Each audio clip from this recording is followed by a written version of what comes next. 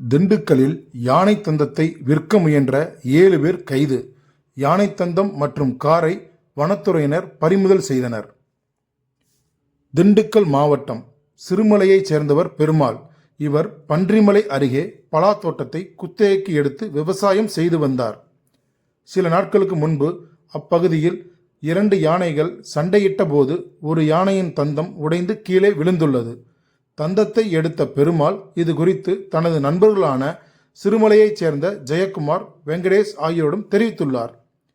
இதையடுத்து யானை தந்தம் விற்கும் இடைத்தரகர்களான சிலுவத்தூரை சேர்ந்த பிரபு, கோபால்பட்டியைச் சேர்ந்த சேகர், நத்தத்தைச் சேர்ந்த ரங்கராஜ், கேரளாவைச் சேர்ந்த ஜோசி ஆகியோரை அணுகியுள்ளனர். இந்த தகவல் திருச்சி வன உயிரின குற்றங்கள் கட்டுப்பாட்டு அதிகாரிகளுக்கு தெரிய வந்தது.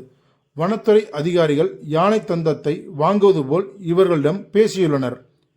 நேற்று திண்டுக்கல் நொச்சியோடைப்பட்டி அருகே காரில் யானை தந்தத்தை விற்பனை செய்ய கொண்டு சென்றனர். அப்போது சிறுமலை ரேஞ்சர் மதிவாணன், வனவர் அப்துல் ரகுமான் தலைமையிலான வனத்துறை அதிகாரிகள் காரை மறித்தனர். அதிலிருந்த 7 பேரையும் கைது செய்தனர். மேலும் அவர்களிடமிருந்து 1 அடி நீளமுள்ள யானை தந்தம் மற்றும் காரை பறிமுதல் செய்தனர்.